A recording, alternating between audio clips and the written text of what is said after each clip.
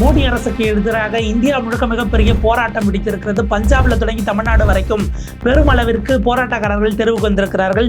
ரொம்ப குறிப்பாக பாஜக ஆளக்கூடிய மாநிலங்கள், அது நீங்கள் ஹரியானாவாக எடுத்துக்கலாம், உத்தரப்பிரதேசமாக எடுத்துக்கலாம், மத்திய பிரதேசா எடுத்துக்கலாம், இப்படி பல பாஜக ஆளும் மாநிலங்களிலேயே மோடி அரசு இன்றைக்கு ட்ரம்ப் கிட்ட போட்ட கையெழுத்தின் காரணமாக நாங்கள் மிகப்பெரிய அளவுக்கு சிக்கலை சந்திக்கிறோம், இது எங்களுக்கு எதிரான ஒப்பந்தம் அப்படின்னு பெருமளவுக்கு வந்திருக்கிறார்கள். ராகுல் காந்தி இந்தியா முழுக்க போராட்டத்தை அறிவிக்க போகிறோம், குறிப்பாக இந்தியா முழுக்க இருக்க எல்லா விவசாய சங்கங்களையும் ஒன்று திரட்டி மோடி அரசை நாங்கள் பதில் சொல்ல வைக்க போகிறோம் அப்படின்னு ஒரு அதிரடியான விஷயத்தையும் அறிவித்திருக்கிறார். விவசாய சங்கங்களோடு நடந்த நாடாளுமன்ற வளாகத்தில் நடந்த பேச்சுவார்த்தைக்கு பிறகு இந்த அறிவிப்பும் வந்திருக்கிறது. என்ன நடந்தது, எதை நோக்கி நகர்கிறது? வட இந்தியாவில் இன்றைக்கு பாஜகவுக்கு எதிராக, மோடி அரசுக்கு எதிராக, குறிப்பாக ட்ரம்பிடம் விவசாயிகளின் நலனை அடகு வைத்து விட்டார் என்கிற குற்றச்சாட்டோடு பிரதமர் வாய் திறக்க வேண்டும் என போராட்டக்காரர்கள் தெருவுக்கு வந்ததற்கு காரணம் என்ன என்பதை விரிவாக அலசுகிறது இந்த தமிழ் குரலின் நிறுவன எக்ஸ்க்ளூசிவ் செய்தி தொகுப்பு. தேசிய செய்தி அல்ல, சர்வதேச செய்தி. ஏன்னா இப்போ நம்ம பார்க்கக்கூடியது ப்ளூம்பெர்க், ராய்டர்ஸ் போன்ற நிறுவனங்கள் இந்தியாவில் நடக்கக்கூடிய போராட்டங்கள், கடந்த 5 நாட்களாக நடக்கக்கூடிய போராட்டங்கள் குறித்து பேசியிருக்கிறார்கள், பேசிக்கொண்டிருக்கிறார்கள். இன்றைக்கி இந்த காணொலி நம்ம பேசி பதிவாகி அது போகக்கூடிய சூழலில் இந்த நேரத்திலும் கூட போராட்டம் நடந்து கொண்டிருக்கிறது. மோடி அரசு பின்வாங்க வேண்டும், இந்த ஒப்பந்தத்தை ஏற்றுக்கிட்டதை நாங்கள் ஒத்துக்க முடியாது, எங்ககிட்ட என்ன கலந்து ஆலோசிச்சிங்க, எங்கள் தொடர்பான சட்டங்களை ஏற்றும் போது யாருக்கிட்ட நீங்கள் பேசினீங்க என்று போராட்டக்காரர்கள். முதல்ல இந்த ப்ளூம்பெர்கினுடைய ரிப்போர்ட்டை பார்ப்போம்.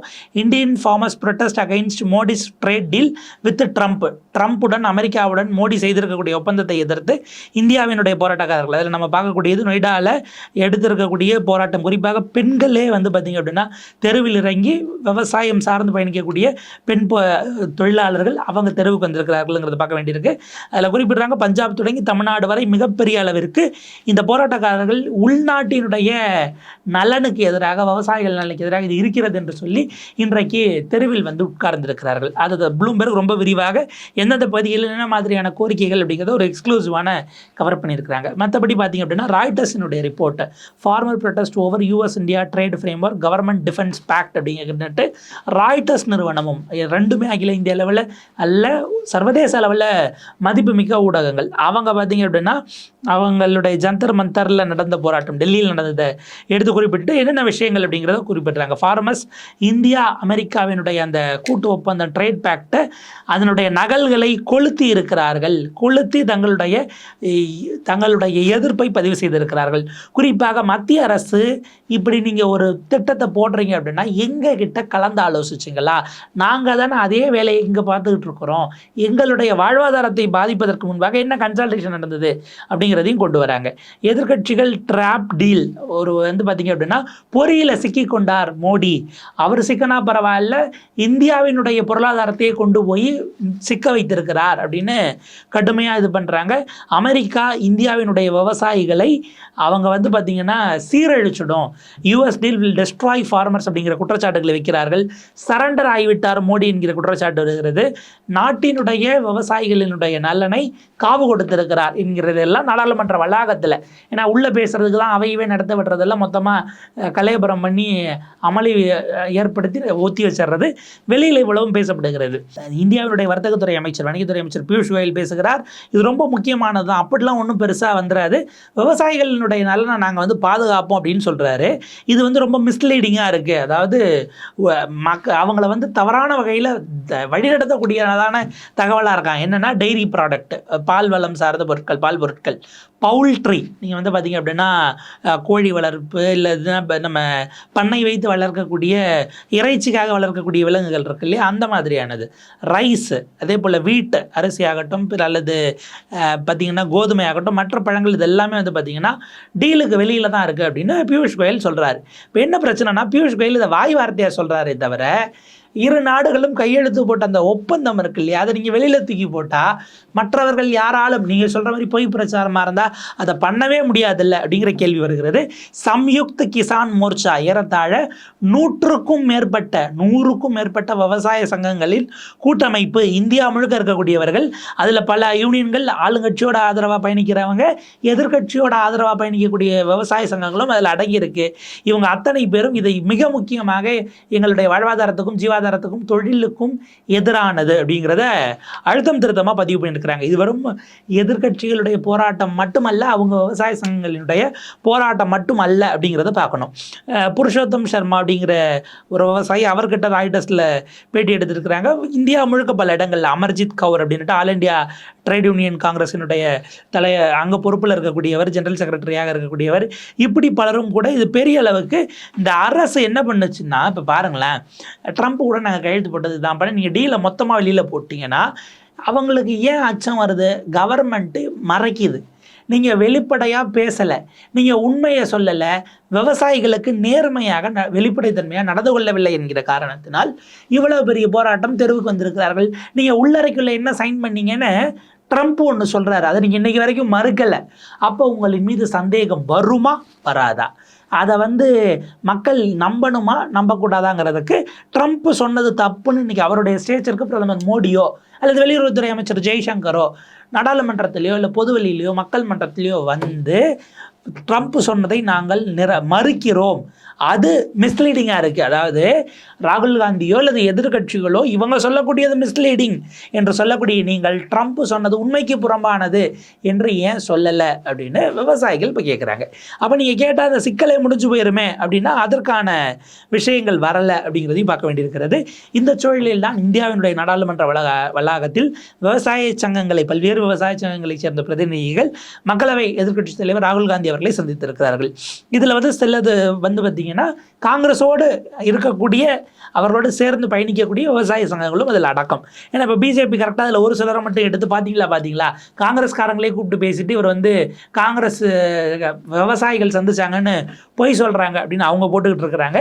அப்படி இல்லாத சங்கங்களும் அல்லது கட்சி சார்பு இல்லாத சங்கங்களும் போய் சந்தித்திருக்கிறார்கள் அப்படிங்கிறத அவங்க தரப்புல இருந்து டிஃபெண்ட் பண்ணுறாங்க. நீங்கள் பார்த்தீங்கன்னா இந்த ஃபெடரல் ரிப்போர்ட் ஆயிருக்கு, anti farmer pact Congress to launch nationwide protest against India US trade deal. India மற்றும் அமெரிக்கா இடையிலான வர்த்தக ஒப்பந்தத்துக்கு எதிராக நாடு தழுவிய அளவில் போராட்டங்களை கட்சி என்பதை தாண்டி விவசாய சங்கங்களை ஒருங்கிணைக்க போகிறோம் அப்படிங்கிறத ராகுல் காந்தி சொல்லியிருக்கிறார். அதற்கான வேலைகளை காங்கிரஸ் தொடங்க போகிறது அப்படிங்கிறத செய்தியாகவே வெளியிட்டிருக்கிறார்கள்.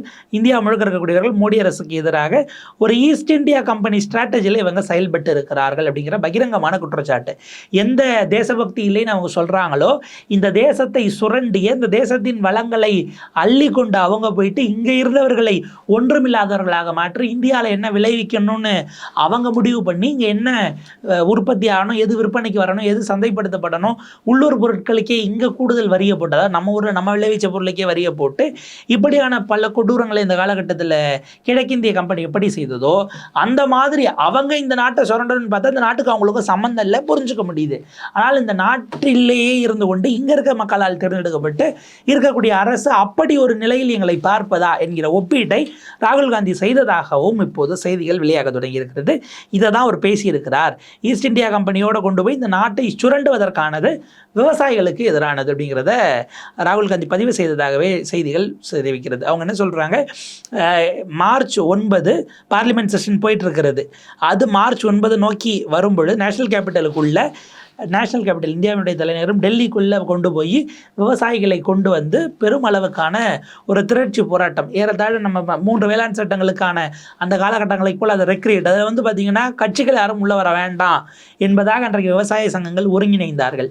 அந்த மாதிரியான ஒரு ப்ரொட்டஸ்ட் காங்கிரஸ் வந்தாலும் வரனாலும் செய்வதை நோக்கி இது நகருமா அப்படிங்கிற கேள்வியும் இருக்கிறது. அப்போ இதுக்கு பிறகு இப்போ இது திங்கட்கிழமை கூடுகிறது அப்படின்னா நாளையிலிருந்து விவசாயிகள் பிரச்சனையை நாடாளுமன்றத்தில் விவாதிப்பதற்கு காங்கிரஸ் கையில் எடுக்கப் போகிறது, எதிர்க்கட்சிகள் ஒருங்கிணைய போகிறார்கள் என்பது ஒரு செய்தி. பாராளுமன்றத்துக்கு வெளியே சங்கங்களை கூட்டி அதற்கான அழுத்தங்களை கொடுப்பது, தொடர் போராட்டங்களை முன்னெடுப்பது, பிரச்சாரங்களை மக்களிடம் செய்வது என்பது 2வது பார்ட்டாக செய்ய போகிறோம் என்பது தான் இப்போதைக்கு வந்திருக்கக்கூடிய செய்தி. அவங்க என்ன குறிப்பிடுறாங்க, குறிப்பாக பழங்கள், அதே போல் உலர் பழங்கள், மற்றபடி பார்த்திங்கன்னா அவங்களுக்கு மக்காச்சோளம், சோயாபீன்ஸு, காட்டன், இது போன்ற விஷயங்களுக்கு எல்லாம் யூஎஸ்னுடைய இது உள்ள வருதுன்னா நீங்கள் அவங்களோட இவங்க எப்படி போய் போட்டியிட முடியும்? ரொம்ப எளிமையான கேள்வி. ராகுல் காந்தி அவர்கள் ஒரு வீடியோ வெளியிட்டிருந்தார் இது தொடர்பாக. என்னென்னா அந்த வீடியோவில் ஒரு கேள்வி கேட்டார், அமெரிக்காவில் அக்ரிகல்ச்சருக்கு சப்சிடைஸ் பண்ணுறாங்க. பெரிய அளவுக்கு மானிய விலையில் பல விஷயங்களை அந்த விவசாயிகளுக்கு அரசு கொடுக்கிறது.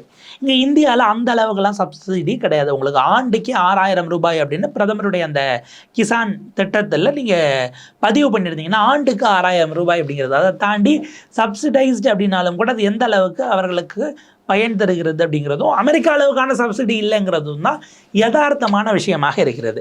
அப்போ இந்த சூழலில் நீங்கள் அங்கே ஒரு அரசை, அமெரிக்கா போன்ற ஒரு அரசு அவங்க கொடுக்கக்கூடிய சப்சிடியில் விளைவிக்கப்படக்கூடிய ஒரு பொருள் சந்தைக்கு வரும்போது இங்கே உள்நாட்டில் உற்பத்தி ஆகக்கூடிய குறைந்த அளவுக்கான அரசினுடைய சப்சிடியில் இதாகிட்டு பல்வேறு விதமான உட்புற சூழல்களை எதிர்கொள்ளக்கூடியவர்கள் விளைவிக்கக்கூடிய பொருளும் ஒரே நேரத்தில் மார்க்கெட்டுக்கு வந்துச்சு அப்படின்னா இது சமமான வாய்ப்பை கொண்டதாக இருக்குமா அப்படிங்கிற கேள்வியை ராகுல் காந்தி தன்னுடைய வீடியோவிலும் தெரிவித்திருந்தார். விவசாய சங்கங்களை சந்தித்த பிறகுதான் அந்த வீடியோவும் அவர் நகர்த்தியிருந்தார். ஸோ அது ரொம்ப முக்கியமான விஷயமா இருக்குது.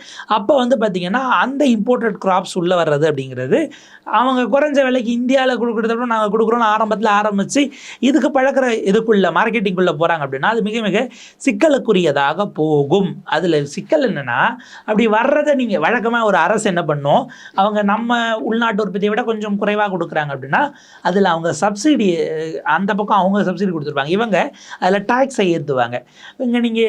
இங்கே இறக்குமதி செய்வதற்கு நீங்கள் கொண்டு வந்து எங்களுக்கு ஏற்றுமதி பண்ணி உள்ளே கொண்டு வரீங்கன்னா நாங்கள் அதுக்கு ஒரு வரி போடுவோன்னு போடுறாங்க. ட்ரம்ப் 18% போடுறாரு இல்லை, நீங்கள் குறைஞ்ச விலைக்கு நாங்கள் கொண்டு போகும்போது அந்த வரியை சேர்க்கும் போது வரியோடு சேர்த்து தான் நீங்கள் உள்ள விற்பனைக்கு கொண்டு போக முடியும். எம்ஆர்பி நீங்கள் கூட்ட வேண்டிய சூழல் ஏற்படும் இந்திய பொருள் அமெரிக்காவுக்கு போனால். ஆனால் அமெரிக்கா பொருள் இங்கே வந்தால் 0% வரி என்பதற்கு நீங்கள் கையெழுத்து போட்டு விட்டீர்கள் என்று சொன்னால் அந்த இடம் நீங்கள் காம்ப்ரமைஸ் பண்ணிட்டீங்களா, இது இங்கே விவசாயிகளினுடைய நலனை காம்ப்ரமைஸ் பண்ணிட்டீங்களா அப்படிங்கிற கேள்வியை தான் இப்போது விவசாயிகள் எழுப்புகிறார்கள். பெருமளவிற்கு மத்திய பிரதேஷ், பஞ்சாப், ஹரியானா, ஜம்மு காஷ்மீர், கேரளா, தமிழ்நாடு, ராஜஸ்தான் போன்ற 7 மாநிலங்களைச் சேர்ந்த பல்வேறு விவசாய சங்கங்களைச் சேர்ந்தவர்கள் ராகுல் காந்தியை சந்தித்திருக்கிறார்கள்.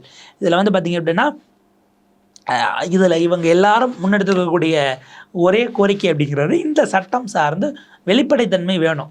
அப்படி எங்களுக்கு எதிரானதாக நாங்கள் சந்தேகப்படுவதைப் போல் அந்த பேக்ட் சம்மந்தப்பட்டது இருந்தது அப்படின்னா அதை நீங்கள் வாபஸ் வாங்கணும். எங்களுடைய நலன் சார்ந்து ஒரு அரசே காம்ப்ரமைஸ் பண்ணுவதை நாங்கள் ஏற்றுக்க முடியாது. அந்த பேக்டை நீங்கள் பிரேக் பண்ணணுங்கிறது தான் அவர்களுடைய விஷயமாக இருக்கிறது. அதுதான் ஒரு பக்கம். சீனியர் காங்கிரஸ் லீடர் சுக்பால் சிங் கைரா அவர் என்ன சொல்கிறாரு, இந்தியா முழுக்க இருக்கக்கூடிய எல்லோரையும் கொண்டு வருவதற்கான முயற்சிகள் ராகுல் காந்தி அவர்களை சந்திக்க வைப்பதற்கும் இல்லை இவரை அங்கே கூப்பிட்டு போய் சந்திக்க வைக்கிறது, இதை மிக நிச்சயமாக நாடாளுமன்றத்துக்கு உள்ளேயும் வெளியும் நாங்கள் கொண்டு போவதற்கான வேலைகளை செய்து கொண்டிருக்கிறோம், ஒருங்கிணைக்கிற வேலையை நாங்கள் பார்க்குறோம் அப்படின்ட்டு காங்கிரஸினுடைய மூத்த தலைவர்கள் ஒருவரான கைரா சொல்கிறார். அதே போல் ஆன்டி பிஜேபி ஃபார்மர் ஆர்கனைசேஷன்ஸ் பாஜகவையும் எதிர்க்கக்கூடியவர்களாக நாங்கள் இதுக்கு கொண்டு வந்திருக்கிறோமே தவிர அடுத்தது லெஃப்ட்னா நம்மளுடைய இடதுசாரி கட்சிகள் சிபிஐ, சிபிஎம், கொஞ்சம் மற்ற இருக்கக்கூடிய கட்சிகளிலேயே விவசாய அமைப்புகள் அப்படின்ட்டு அவங்க தனியாக விங்காக இருக்கக்கூடியவங்க கட்சியில் அது தனி. பட் அது போக அமைப்புகளாக இண்டிபெண்ட்டாக எங்கிட்ட பட் தொடர்புடையவங்களாக இருக்கக்கூடியவங்க லேபர் விங் இருக்கிற மாதிரி விவசாயிகளுக்கான அணியும் இருக்கும். அப்படி இருக்கக்கூடியவர்களையும் ஒருங்கிணைக்கிற இதுகளை நாங்கள் பார்த்துக்கிட்டு இருக்கிறோம். All India Kisan காங்கிரஸினுடைய chairman Khaira அதை தான் பதிவு பண்ணுறாப்புல. இப்போ எங்களுக்கு முதல்ல ஒருங்கிணைக்கிறது முக்கியம், ஐடியாலஜியை தாண்டி ஆரம்ப காலகட்டத்தில் தோழமையாக இருக்கிறவங்கள கூப்பிட்டு வந்துட்டோம், இதுதான்.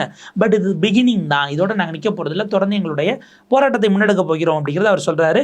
அடுத்து 1 அல்லது 2 மாதங்களுக்குள் நாடு முழுக்க எல்லோரையும் ஒன்று திரட்டி அரசுக்கு எதிராக இதை ஒரு எழுச்சியாக்கி எங்களுடைய கண்டனங்களை பதிவு செய்து இதிலிருந்து எங்களை பாதுகாப்பதற்கான ஒன்று ப்ரொடெக்ஷனை கொடுக்கணும் அல்லது இந்த ட்ரேட் டீலையே நாங்கள் வாபஸ் வாங்க வைக்கணும் என்பது தான் எங்களுடைய அடிப்படையான கோரிக்கையாக இருக்கும். எப்படி 3 வேளாண் சட்டங்கள் கொண்டு வரப்பட்ட போது 3 வேளாண் சட்டங்களை ரத்து செய்ய வேண்டும், வாபஸ் வாங்க வேண்டும், நிறைவேற்றக்கூடாது, நிறைவேற்றப்பட்டதை அமல்படுத்தக்கூடாது, ஏன்னா அன்னைக்கு அந்த சட்டங்களை அப்படிங்கிற இடத்துக்கு நகர்த்தினாங்களோ அதே போல் இதை வாபஸ் வாங்க வைப்பது தான் எங்களுடைய ஒற்றை கோரிக்கையாக இருக்கும். பல்வேறு விதமான கோரிக்கைகளை உள்ளே கொண்டு வந்து பொலிட்டிக்கலி அதை நாங்கள் நீர்த்து போக செய்ய மாட்டோம் என்பதில் அவங்க உறுதியாக இருக்கிறாங்க. அப்போ இப்படியான இதில் எங்களுக்கு ஏன் கையெழுத்து போட்டாங்க, எந்த பெனிஃபிட்டும் இந்த நாட்டு விவசாயிகளுக்கு இல்லைன்னா ஒரு அரசு எப்படி அதில் கையெழுத்து போடும் என்கிற கேள்விக்கு இப்போ வரைக்கும் பதில் இல்லை அப்படிங்கிறது தான் காங்கிரஸ் தரப்பில் இந்த மீட்டிங்க்கு பிறகு சொல்லக்கூடியதாக இருக்குது. அங்கே அமெரிக்காலேயே வாங்க முடியாதது அப்படின்னு அவங்க டிஸ்கார்ட் பண்ணக்கூடிய பொருட்களை இங்கே இறக்குறாங்களான்னு ஒரு கேள்வி கேட்குறாங்க. அதாவது அங்கே டாப் மோஸ்ட் குவாலிட்டியை அவங்க இந்தியாவுக்கு கொண்டு வந்து அங்கேருந்து ஏற்றுமதி பண்ணி இங்கே கொண்டு வந்து நமக்கு இறக்குமதி பண்ண போகிறாங்களா, அல்லது அங்கே வாங்குவதற்கே ஆள் இல்லாமல் மிகுதியாக விளைந்து போன அந்த அடுத்த கிரேடில் இருக்கக்கூடியது, இந்த டாப் கிரேட் இல்லாமல் இருக்கக்கூடிய பொருட்களை இங்கே கொண்டு வந்து இறக்க போகிறாங்களா, இது நம்ம கவனிக்க வேண்டிய ஒரு விஷயம் அப்படிங்கிறத அவங்க விவாதித்திருப்பதாகவும் சொல்லப்படுகிறது. கூடுதலாக இந்தியா முழுக்க இருக்க ஒவ்வொரு ஃபார்மரையும், விவசாயியும் கொண்டு வந்து சேர்க்க வேண்டிய பொறுப்பு எங்களுக்கு இருக்கிறது. நாடு தழுவிய அளவிலான ஒரு ப்ராடர் அஜிடேஷன் தான் எங்களுடைய இலக்காக இருக்கிறது அப்படின்னு அவங்க பதிவு பண்ணியிருக்கிறாங்க. இது அடுத்தடுத்த காலகட்டத்தில் ஏன்னா இப்போ 5 நாட்களாக அந்தந்த பகுதிகளில் மாவட்ட வாரிகளாக மாநிலம் தழுவிய அளவில் தனித்தனியான கோஆர்டினேஷன்ஸ் போயிட்டுருக்கு. இந்த ஒற்றை புள்ளியில் இணைக்கக்கூடிய பணியை இப்போதைக்கு எதிர்க்கட்சிகள் தரப்பில் காங்கிரஸ் முன்னெடுத்திருக்கிறது. இது ஃபர்தராக எப்படி போக போகிறது? பியூஷ் கோயல் வாயை திறக்கலை, அந்த பக்கம் பார்த்தீங்க அப்படின்னா வெளியுறவுத்துறை அமைச்சர் ஜெய்சங்கர் வாயை திறக்கலை, பிரதமர் இதற்கு பதில் சொல்லலை, அக்ரிகல்ச்சர் மினிஸ்டராக இருக்கக்கூடிய சிவராஜ் சிங் சௌஹான் அவர்கள் பதில் சொல்லலை. இப்போ யாருக்கிட்ட தான் அவங்க போவாங்க? யாருக்குமே பொறுப்பு இல்லையா என்கிற கேள்விக்கான பதில் மட்டும் அரசிடமிருந்து வராமல் இருக்கிறது. இது அடுத்தடுத்த கட்டங்களுக்கு எப்படி போகுது, எப்படி ஒன்று திரள்கிறது, அந்த திரட்சி எப்படி போகுது அப்படிங்கிறதெல்லாம் நம்ம பொறுத்திருந்து பார்ப்போம். அது குறித்து விரிவான அப்டேட்ஸோட வேறொரு காணொலியில் சந்திக்கலாம்.